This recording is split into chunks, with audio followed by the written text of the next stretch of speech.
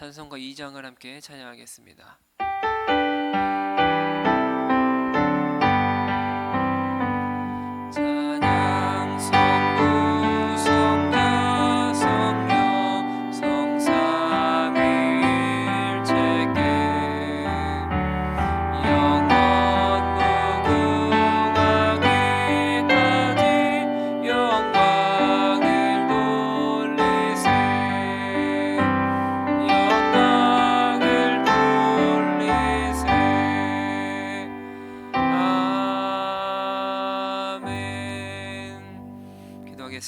사랑의 주님, 감사합니다.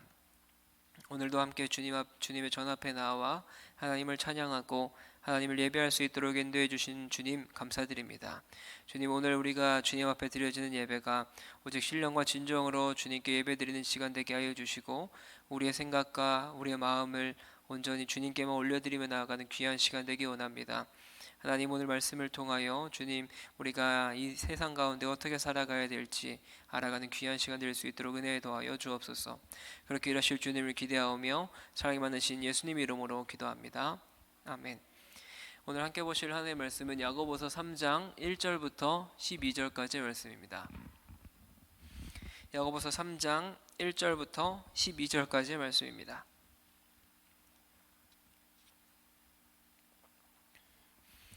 저와 여러분들이 한 절씩 교독하고 마지막 절 함께 읽겠습니다. 내 형제들아, 너희는 선생된 우리가 더 큰 심판을 받을 줄 알고 선생이 많이 되지 말라.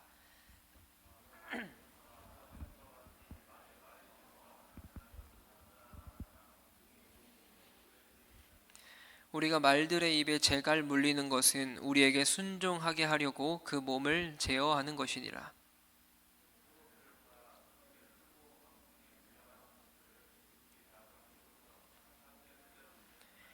이와 같이 혀도 작은 지체로 돼 큰 것을 자랑하도다. 보라, 얼마나 작은 불이 얼마나 많은 나무를 태우는가.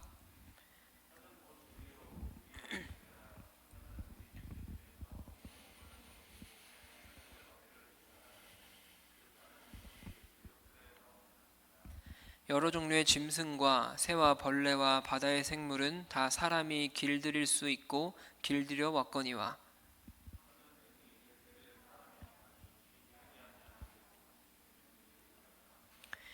이것으로 우리가 주 아버지를 찬송하고 또 이것으로 하나님의 형상대로 지음받은 사람을 저주하나니,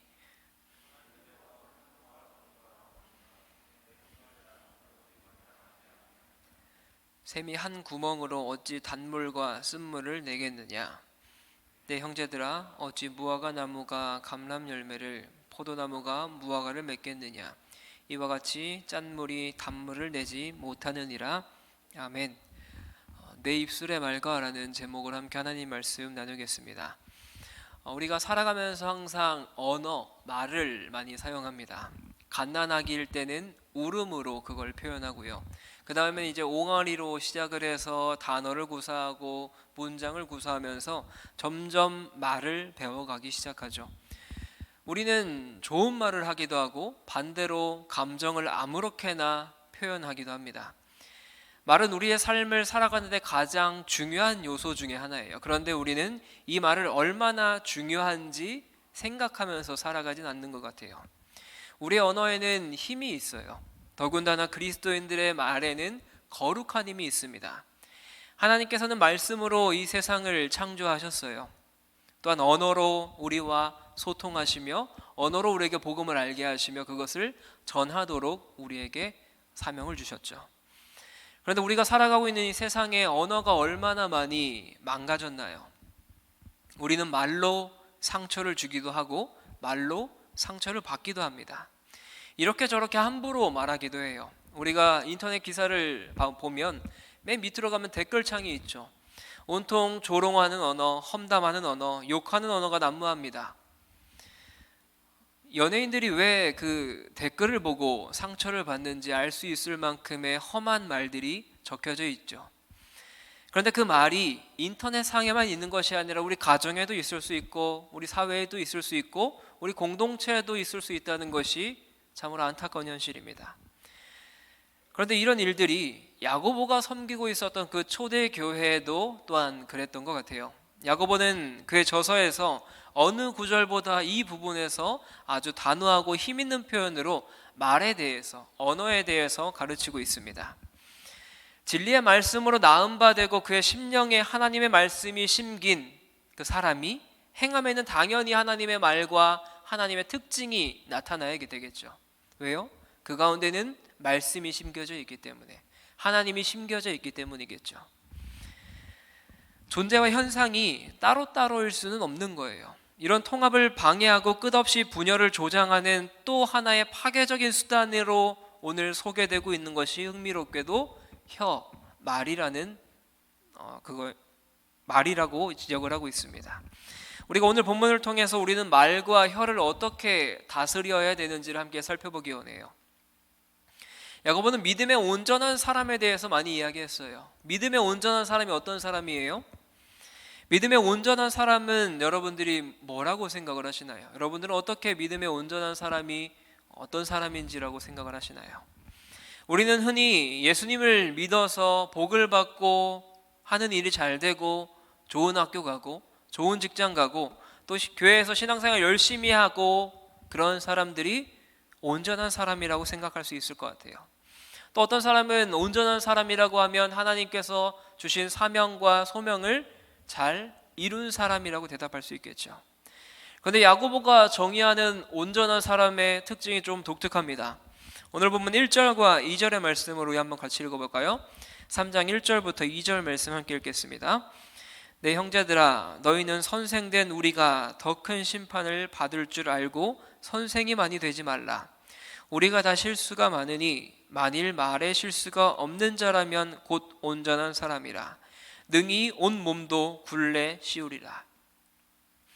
말의 사용에 있어서 실족함이 없는 사람, 말을 사용함에 있어서 온전한 사람이 참으로 온전한 사람이다라고 야고보가 설명을 하고 있어요. 야고보는 오늘 경고를 시작할 때 한 특정한 직분을 이야기하죠. 선생이라는 직분을 이야기합니다. 사실 초대교회에서 교사, 이 선생이라고 하면 여러 은사 중에 하나였고요. 매우 존경받는 중요한 지위에 있던 사람이 선생, 교사였습니다. 당연히 이 지위나 은사에 걸맞지 않는 사람이 교사의 직분을 원하는 사람들도 많았겠죠. 야고보는 1절에서 너희는 선생된 우리가 더 큰 심판을 받은 줄 알고 선생이 많이 되지 말라라고 말하고 있어요. 역설적으로 어떤 교사가 이 구절을 설명하려고 할 때마다 그는 스스로 심판을 자초하는 것이 되겠죠. 교사들은 분명히 그들의 말을 조심해야 됩니다. 그들은 말로 인한 실수에 특별히 취약한 위치에 있는 사람들이에요. 그들의 역할상 대단히 많은 말을 하는 사람들입니다. 말을 많이 한다라고 하는 것은 실수를 많이 할 수 있다는 의미가 되겠죠. 공적인 말에 점점 더 익숙해질수록 우리는 더 부주의하게 되는 것입니다. 하지만 야고보는 이 교사가 악하다고 비난하고 있는 것이 아니에요. 1절 말씀은 교사를 엄두에 두고 있지만 이 말의 중요성에 대해서 말하고 있는 야고보서 3장 전체를 살펴보면 야고보는 단지 교사만을 겨냥하고 있진 않습니다. 우리가 다 실수가 많다라고 이야기하는 거예요. 우리 모두를 이야기를 하는 거지만 그 중에 직분 하나인 교사를 예로 들면서 설명합니다. 우리 또한 다 실수가 많기 때문에 우리는 그 말을 제어할 수 없다라는 거예요. 야고보도 말에 실족하는 일이 없는 완전한 사람은 거의 불가능한 것처럼 본문에서 소개를 하고 있습니다. 실수한다라고 사용된 이 헬라어는 실족한다, 발을 헛디딘다라는 의미를 가지고 있어요. 단지 실수하는 것만으로 온전한 사람이 될 수 없다면 그 기준이 너무나 지나친 것으로 보이죠. 가벼운 말실수 정도도 없는 그러한 삶은 사실상 상상할 수 없습니다. 우리 또한 실수를 많이 하죠. 말실수 또한 많이 하는 것이 우리의 인생이기 때문이에요. 그런데 그럴 수 있는 사람이 있다면 흠이 없고 완전한 사람이겠죠. 말은 매일 우리의 죄성을 그리고 우리가 자신을 개혁할 수 없다라는 것을 보여주고 있습니다. 말은 너무나 제어하기가 어려워서 그것을 제어할 수 있는 사람은 누구든 자기 자신을 정복한 온전한 사람이라고 소개하고 있는 거예요. 우리 대부분에게 입은 그 파멸의 원인 중에 하나가 말이라는 것입니다. 잠언 말씀을 한번 볼까요? 잠언 18장 6절부터 7절 말씀은 이렇게 기록합니다. 미련한 자의 입술은 다툼을 일으키고 그의 입은 매를 자청하느니라. 미련한 자의 입은 그의 멸망이 되고 그의 입술은 그의 영혼의 그물이 되느니라. 하나님 나라에서는 말도 깨끗하게 씻겨야 됩니다. 더럽혀지고 오염된 때를 완전히 벗고 회복해야 되는 거예요. 이것이 그리스도인들의 존귀한 임무 중에 하나겠죠. 우리가 흔히 말은 인격이다라는 말을 들어보셨을 거예요. 그 사람의 말을 들어보면 그 사람의 인격을 알 수 있고 그 사람의 성숙도 또한 알 수 있는 거예요. 원하는 대로 말을 통제할 수 있다면 그 사람은 온 몸도 제어할 수 있는 사람이라는 겁니다. 야고보는 온전한 사람의 특징 가운데 말의 사용을 결정적인 요소로 이것을 이제 상세하게 더욱더 설명해 나가는데요. 사실 성도의 온전함에 관해서 말의 중요성을 이야기하고 있는 부분은 많진 않습니다. 야고보가 그 이야기를 더욱더 구체적으로 하고 있어요. 이제 야고보는 3절부터 5절에서 상대적으로 미미한 부분인 것 같은 말을 사용하는 문제를 이야기를 하고 있습니다. 3절부터 5절까지의 말씀을 우리 한번 같이 읽어볼까요? 3절부터 5절입니다. 시작. 우리가 말들의 입에 재갈 물리는 것은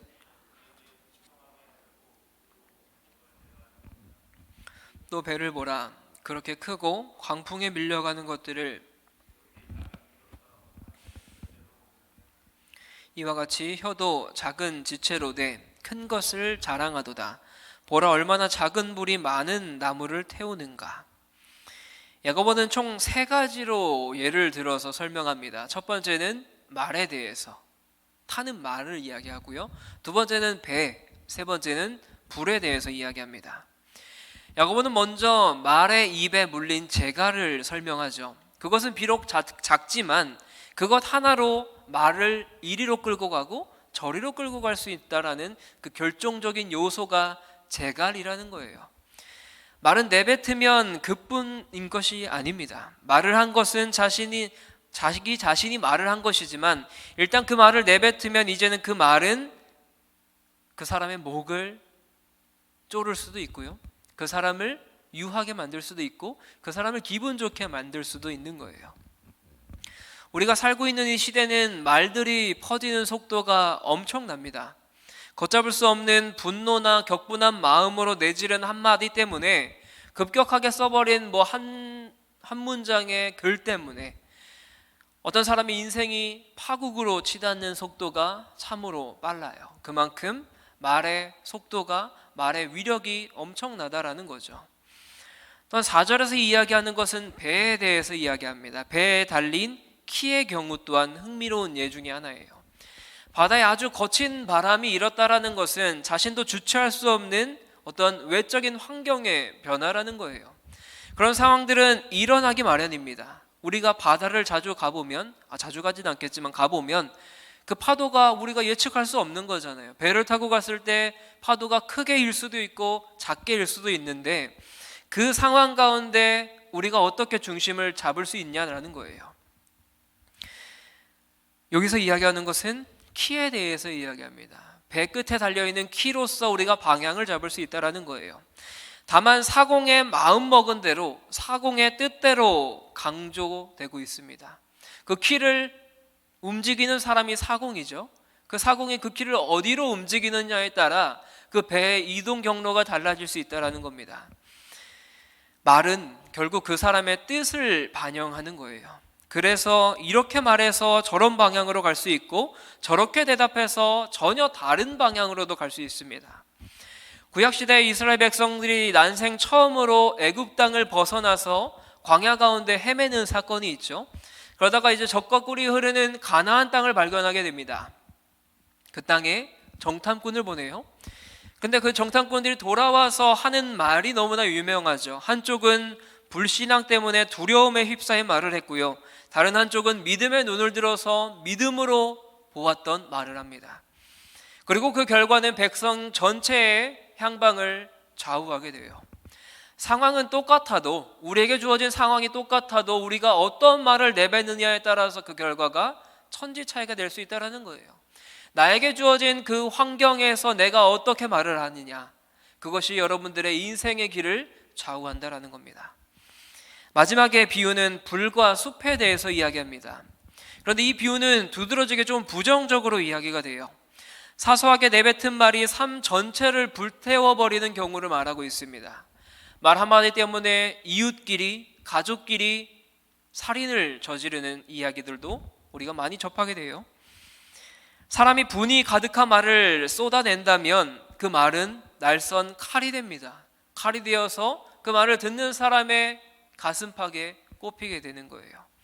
이처럼 숲에서의 작은 불씨 하나가 숲 전체를 휩쓰는 불이 될 수 있다는 겁니다. 오늘 야고보는 이 세 가지를 예로 들면서 말의 영향력에 대해서 이야기해요. 우리가 이 작은 말 한마디도 중요하게 여겨야 된다는 거예요. 이 말에 물린 제갈로 그 말이 어디로 가야 될지를 정하는 것처럼, 배에 달린 그 작은 키 하나로 그 배의 방향성이 결정되는 것처럼, 숲에 작은 불씨 하나 때문에 그 숲을 다 불태워버릴 수 있는 것처럼, 이 말이라는 작은 것 하나에, 혀라는 것으로 내뱉어지는 말 하나에 큰 영향력이 있다는 겁니다. 말의 중요성에 주목한 야고보의 시선은 단지 말의 파괴적인 영향력을 가늠하는 정도로만 끝나지 않습니다. 우리 6절의 말씀을 같이 읽어볼까요? 6절 말씀 함께 읽겠습니다. 시작. 혀는 곧 불이요.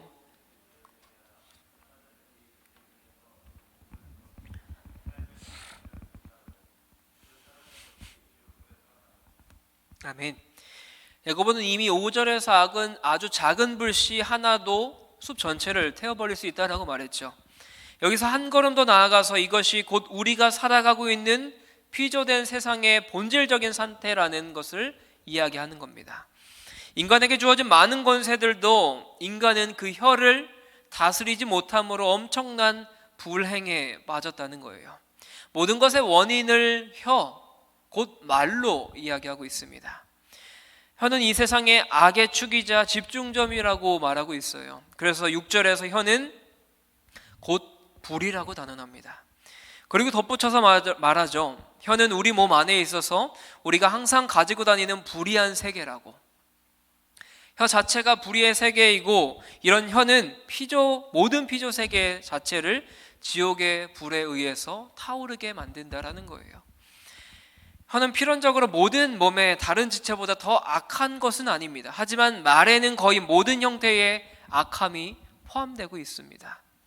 말 자체가 종종 악하기 때문이에요. 하지만 우리는 또한 악한 행동에 악한 말을 더하면서 거기에 기름을 붓습니다. 어떤 사람을 때리기 전에 우리는 그것을 말로 계획해요. 혹은 말로 그것을 변명합니다. 그래서 혀는 이 세상의 악에서 중심적인 위치에 차지하고 있어요. 하지만 혀는 단지 악에 관여하기만은 하는 것은 아닙니다. 그것은 또한 큰 영향력을 끼치는데, 그 혀의 영향력은 온몸, 즉 전 인격까지 더럽힐 수 있다는 거예요.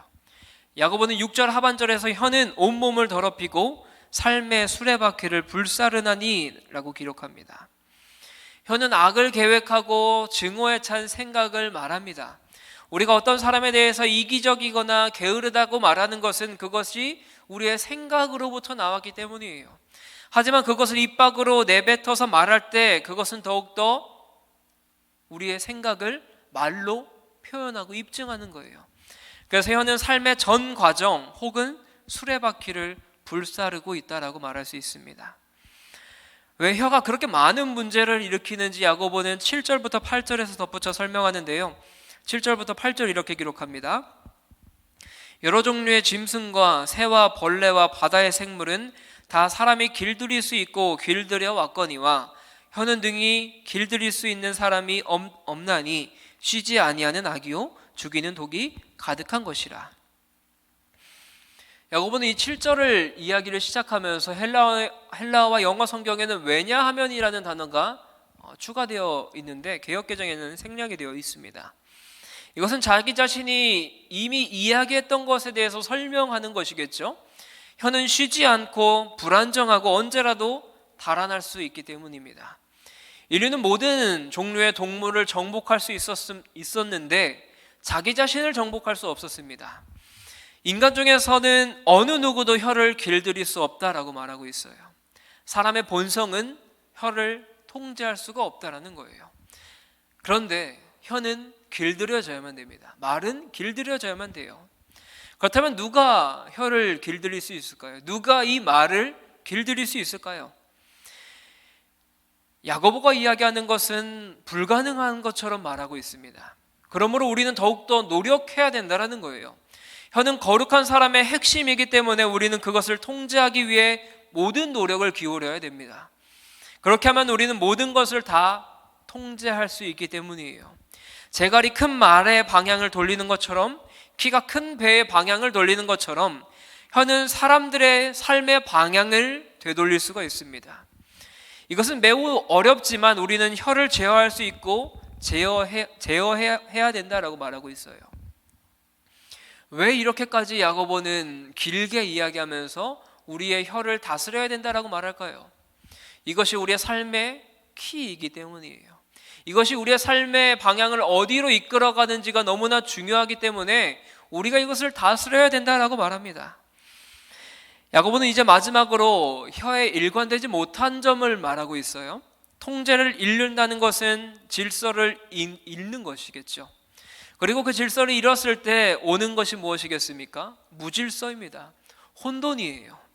그래서 우리가 죄를 뭐라고 이야기합니까? 혼란이라고 이야기하고 무질서라고도 이야기해요. 뒤바뀌는 겁니다. 질서로서 정렬되어서 가야 되는 것이 엎어진 것, 뒤바뀌어진 것이 죄를 범하는 겁니다. 피조물이 하나님 자리에 앉으려고 하거나 사람이 그가 다스려야 되는 것들을 우상으로 섬기는 경우 창조의 질서에서의 혼돈, 그리고 그것에 대한 타락한 결과는 죄입니다. 창조 세계가 그 질서를 유지할 때에도 사람의 말에는 혼돈 가운데 있었어요. 가장 타락한 것이 사람의 말이라는 것이죠. 야고보는 이 혼돈의 원인이 말, 이것을 어떻게 바로잡아야 되는지를 설명합니다.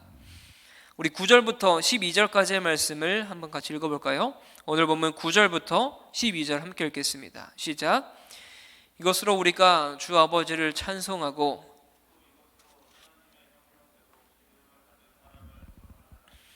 한 입에서 찬송과 저주가 나오는도다. 내 형제들아, 이것이 마땅하지 아니하니라. 샘이 한 구멍으로 어찌 단물과 쓴물을 내겠느냐. 내 형제들아, 어찌 무화과 나무가 감람 열매를, 포도나무가 무화과를 맺겠느냐. 이와 같이 짠물이 단물을 내지 못하느니라. 우리는 어느 순간에는 하나님을 찬양하기 위해서 말을 사용합니다.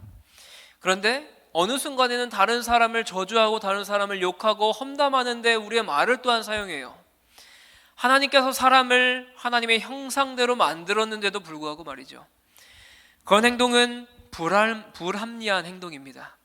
한 구멍으로 쓴물과 단물이 나올 수 없는 것처럼 한 나무에서 감람나무의 열매와 무화과 열매가 맺을 수 없는 것처럼 말이죠. 야고보는 아무리 일관되게 혀를 통제할 사람이 없는 것을 알면서도 그 일관되지 못함을 꾸짖고 있습니다. 왜 그럴까요? 야고보가 우리를 꾸짖는 이유가 무엇이겠습니까? 우리가 여전히 말을 주의해야 된다라기 때문이에요. 우리가 그 말을 주의해야 될 의무가 있기 때문입니다. 작은 말이 큰 해를 일으킬 수 있으므로 우리는 말을 조심해야 되는 사람들이에요. 우리는 혀로 하나님과 사람을 찬양하기 위해 애써야 되는 거예요. 지금 이 순간에서는 하나님을 찬양하고 예배자리에서는 하나님을 찬양하고 하나님을 높여드리지만 우리의 일상에서는 사람을 욕하고 험담하고 세상을 욕하고 불평불만하는 것이 우리의 모습이라는 거예요. 우리가 그 가운데에서 중심을 잡아야 된다라고 말하고 있습니다. 그런데 야고보는 오늘 본문에서 이 수수께끼와 같은 말을 해결해 주는 것 같아 보이진 않아요. 그 해결을 야고보는 4장으로 넘어가서 이야기합니다. 4장 10절의 말씀을 우리 한번 한 목소리로 크게 읽어볼까요? 함께 읽겠습니다. 시작. 주 앞에서 낮추라. 그리하면 주께서 너희를 높이시리라. 주 앞에서 낮추는 모든 사람을 높이시리라고 약속하면서 이 수수께끼와 같은 이야기를 풀어나갑니다. 우리가 우리의 무력함을 겸손하게 고백한다면 하나님은 은혜롭게 우리를 용서하시겠다라는 거예요. 우리가 우리의 혀를 통제할 수는 없지만 하나님은 하실 수 있는 분입니다. 성령의 도우심을 받는다라고 해도 부분적으로 길들어질 수밖에 없는 우리의 인생에 성령의 도우심은 우리 자신을 정복하려는 우리의 노력보다 더 실제적이고 더 효과가 있겠죠. 우리가 통제할 수 없는 것을 하나님이 통제하실 수 있다는 것을 깨닫고 난다면 우리의 말은 실패의 말을 이야기하는 것, 부정적인 이야기를 하는 것, 남을 험담하는 것, 남을 조롱하는 말에서 그와 정반대된 삶을 살아가기 위해 부단히 애쓸 수 있다는 거예요. 사랑하는 여러분, 말씀을 마무리할까 합니다. 우리는 모두 다 넘어지고 금방 후회할 말을 내뱉습니다. 매 순간 그래요. 그 말의 위력이 너무나 대단합니다. 야고보는 혀를 통제할 수 있는 사람이 온몸을 통제할 수 있다라고 말합니다. 우리는 우리의 말을 제어할 능력이 있으신가요? 우리는 우리의 말을 얼마나 다스리면서 살아가고 계시나요? 사람들이 실수하기 쉬운 부분이 바로 이 언어의 영역입니다. 사람은 듣는 동시에 말하는 존재입니다. 언어로서 의사소통을 하는 것이 사람입니다. 말을 통해서 자신의 생각을 전달하고 다른 이들의 슬픔을 위로하기도 합니다. 반면에 말로 씻을 수 없는 상처를 주기도 해요. 말은 진실을 전하는 수단이기도 하지만 사실을 왜곡하는 수단이기도 합니다. 그만큼 말이라는 것이 너무나 중요하고 그 중요한 만큼 통제하기가 어렵다는 거예요. 혀는 불과 같기 때문입니다. 말은 곧 그 사람의 인격을 나타내죠. 어떤 말을 하는가에 따라서 그 사람의 됨됨이를 알 수 있습니다. 하지만 우리의 혀는 이미 죄로 물들어 있기 때문에 타락한 말을 할 수 있는 사람들이에요. 그럼에도 우리는 하나님을 찬양하고 하나님을 사랑한다라고 고백하는 말이 우리 입술 가운데 있어야 됩니다. 우리의 실패가 그 사랑을 위태롭게 하지 않음에도 불구하고 우리는 계속적으로 하나님께 사랑을 고백해야 되는 거예요. 실패할 때 우리는 하나님께서 우리를 새롭게 하고 정결하게 하실 은혜를 우리에게 매 순간 허락해 주세요. 하나님의 은혜를 우리의 것으로 만들게 해달라고 우리는 간구해야 됩니다. 우리는 하나님께서 자기 자녀가 잘못을 범한다고 해서 그 자녀와 의절하지 않을 것이라는 것을 알고 있기 때문에 두려움 없이 살아갑니다. 그런데 그 두려움 없이 살아갈 때에 우리의 입술에서 아무 말이나 내뱉는 삶이 우리의 인생이라는 거예요. 우리가 심지어 실패할 때도 불평불만만 할 때도 우리는 하나님을 믿는다면 하나님께서 복음으로 우리에게 생명을 주셨음을 여전히 확신은 하고 있어요. 그런데 우리의 말에는 불평이 나옵니다. 불만이 나와요. 그런데 하나님께서는 우리를 포기하지 않으시죠. 우리가 혀를 감당할 수 없고 우리가 통제할 수 없지만 하나님께서는 하실 수 있다는 거예요. 우리 안에 심겨진 복음의 말씀이 우리를 구원했기 때문입니다. 우리의 혀는 우리의 말과 일관되지 않을지 모르지만 우리의 지위는 그렇지 않아요. 하나님의 사랑은 변함없기 때문입니다. 말을 회복할 수 있는 한 가지 길이 무엇이겠습니까? 성령으로 거듭나는 것이겠죠. 하나님이 우리 안에 임하셔서 우리의 입술을 통제해 주실 때야 비로소 우리는 우리의 혀를 다스릴 수 있습니다. 하나님께서 구약의 이사야 선지자를 부르실 때 거룩한 제단의 숯불을 그의 입술에 닿게 하심으로써 그를 거룩하게 하셨습니다. 이사야는 입술을 더러운 사람에게서 진리의 말씀을 전하는 사람으로 변화가 되었어요. 이것은 단순하게 입술의 변화만을 이야기하는 것이 아닙니다. 그의 내면의 세계가 변화되었다는 거예요. 언어의 변화는 인격의 변화입니다. 인격이 변화되면 언어 또한 변화될 수밖에 없다는 거예요. 우리의 삶의 모습에서 말로만 하는 신앙생활이 우리의 삶이 되지 않길 바랍니다. 우리 안에 심겨진 그 말씀을 온유함으로 받아 누릴 때, 받아 누림으로 말미암아 우리가 행동으로 옮길 때 우리 입술 가운데에 거룩한 말이 나오고 남을 칭찬하는 말이 나오고 하나님을 찬양하는 말이 나올 때 하나님이 그때야 비로소 우리와 항상 동행함을 우리가 알 수 있다라는 거예요. 우리의 삶의 모습에서 그러한 신앙이 흘러가길 주님의 이름으로 간절히 축원합니다. 우리의 삶의 모습에서 하나님 닮은 모습이 늘 풍성하길 주님의 이름으로 간절히 축원합니다. 우리 시간 함께 찬양하고 기도하기 원합니다. 함께 찬양할 때는 오늘 설교의 제목과 같은 내 입술의 말과 라는 찬양 함께 하기 원해요. 시편 19편의 찬양입니다. 우리는 매번 우리의 혀로, 우리의 입술로 실수합니다. 우리의 말로 실수를 매번 반복해요. 저 또한 매번 반복합니다. 힘들고 무너지고 낙담할 때마다 부정적인 말들, 불평하는 말들이 제 입을 사로잡고 있어요. 왜요? 몸이 힘들기 때문에 그렇죠. 몸이 힘들기 때문에 불만이 나오고 불평이 나와요. 그만큼 우리는 너무나 연약한 존재입니다. 매 순간 하나님을 찬양한다라고 고백하고 싶지만 우리의 입술에서는 하나님을 찬양하는 말보다 불평하는 말이 더 많이 나와요. 불평하는 말이 너무나 많이 나오는 게 우리의 모습이에요. 왜요? 말은 불과 같기 때문에.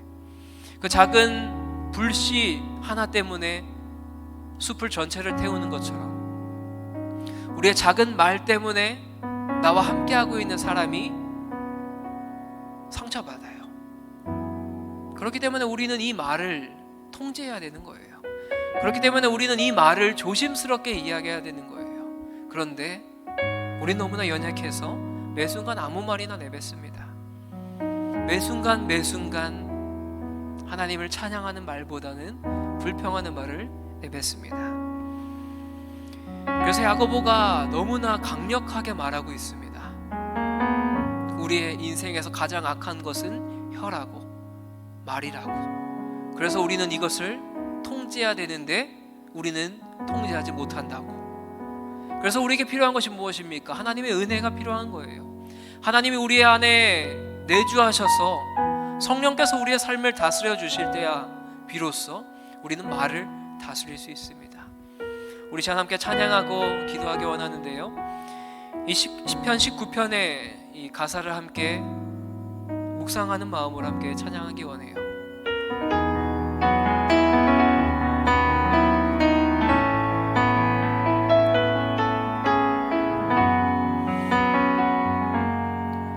내 입술의 말과 나의 마음의 묵상이 주께 연락되길 원하네.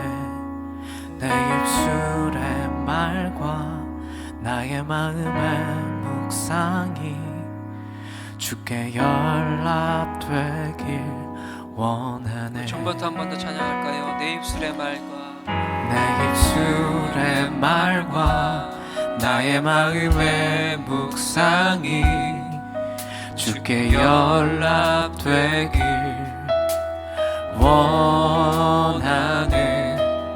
내 입술에 우리 입술 가운데 내뱉은 말로 말미암아 우리의 인생을 어디로 끌고 갈지 결정되는 것처럼 하나님, 우리가 이 작은 것 하나라도 하나님 제어할 수 있도록 은혜 더하여 주옵소서. 오늘 야고보가 이야기하는 것처럼 이것은 우리의 힘으로 하기가 너무나 어렵습니다. 우리가 하는 것은 너무나 불가능합니다.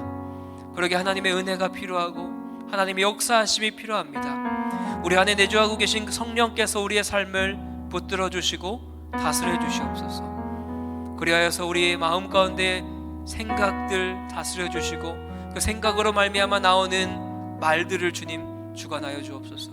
남을 험담하는 말들, 남을 조롱하는 말들, 남을 비판하는 말들이 우리의 말로 뒤덮여 있는 것이 아니라, 우리 생각으로 뒤덮여 있는 것이 아니라 하나님을 찬양하고 하나님을 예배하며 하나님을 높여드리는 말이 우리의 마음과 생각을 다스려 주시고 또한 우리의 입술에서 그러한 고백이 나타날 수 있도록 은혜 더하여 주옵소서. 하나님, 이 시간 그냥 오지 않고 주님 앞에 예물 드리는 손길들이 있습니다. 이 예물이 사용되는 곳곳마다 하나님의 사랑과 하나님의 은혜가 흘러갈 수 있도록 은혜 더하여 주시옵소서. 그렇게 하실 주님을 기대하며 사랑이 많으신 예수님의 이름으로 기도드립니다. 아멘.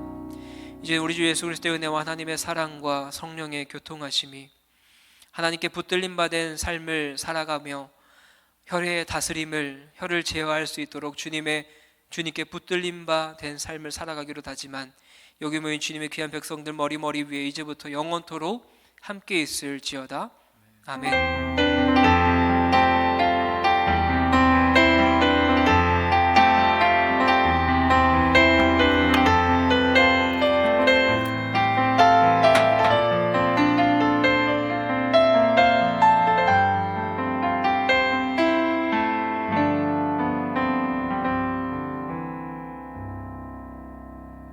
네, 잠시 광고 드리겠습니다. 혹시 오늘 우리 교회 처음 오시거나 이 예배 처음 참석하신 분 계시다면 손을 들어주시면 감사하겠습니다.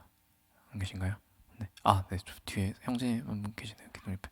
네, 환영의 박수로 네, 좀 환영하겠습니다. 환영합니다. 끝나고 잠깐 목사님 얘기 나누고 가시면 좋을 것 같습니다.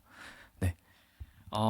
그러고 오늘 주보가 발행이 저에게 안 됐는데요. 네, 좀 사정이 있어가지고 중요한 게 있는데 그 출입 관련해서 저희가 원래 방명록을 계속 적었잖아요. 근데 이제 안심콜로 바뀌었어요. 그래가지고 그게 안내가 이제 번호랑 같이 나가야 되는데 주번호는 없고 여러분 그 자리에 앉으신 데 보시면 딱지 붙어 있어요. 그 딱지라고 해야 되나? 네, 스티커. 죄송합니다. 네. 어쨌든 거기에 번호가 써 있습니다. 그 여기에 앉아주세요 하고 써 있는 그 안내 스티커에 번호가 있거든요. 거길로 지금 전화 한 번씩만 부탁드리도록 하겠습니다. 네, 지금 저도 안 해가지고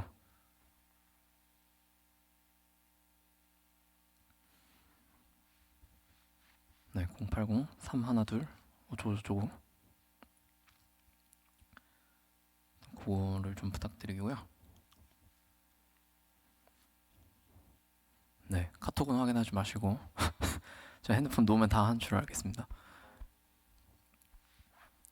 네, 한 가지 더 광고 드릴 것은 우리 김동민 형제가 맨 앞에 항상 앉아서 정말 열정적으로 예배하는 김동민 형제가 네, 내일 입대하게 되었습니다. 네, 저는 다음 주로 알고 있어가지고 미안한데 네, 우리가 뭐 해줄 것은 없고 네, 잘 다녀오라고 여러분 격려해 주시고 하면 좋을 것 같고 저는 받는 거 되게 싫어하는데 우리 잠깐 자리에서 일어나시면 때마침 또 앞에 앉아가지고 해주는 건 좋아해요. 잠깐 일어나서 네, 뒤로 돌아. 네, 우리 함께 찬양 축복성 이게 되게 표정 관리도 안 되고 되게 네, 그런데 마스크 쓰고 있어서 다행입니다. 네, 이게 또 은근히 기억이 납니다. 들어가면 내일 모레쯤 네, 잠들 때 베갯잎을 적실 수도 있어요. 우리 함께 축복 찬양 불러주도록 하겠습니다. 때로는 너의 앞에. 네, 함께 찬양했습니다. 우리 파송하는 마음으로 네, 함께 찬양하고 싶습니다. 울지 마.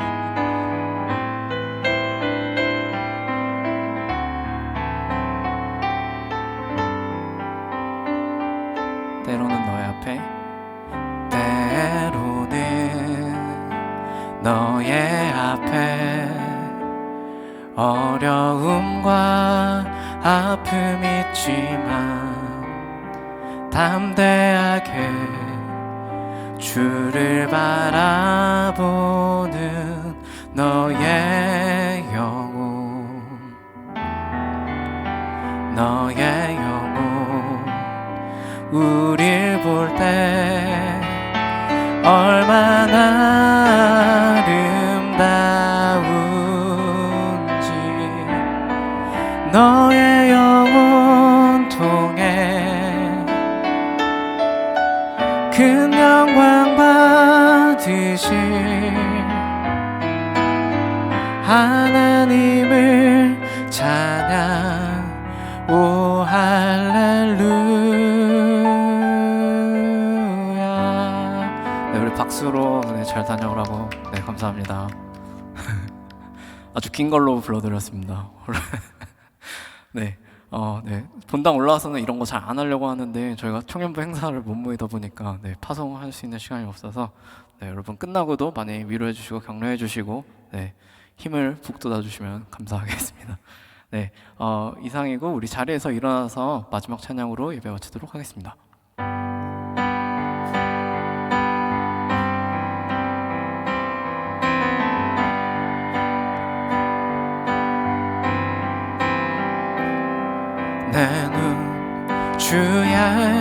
영광을 보내 우리 가운데 계신 주님 그 빛난 영광 온 하늘 덮고 그 찬송 온 땅 가득해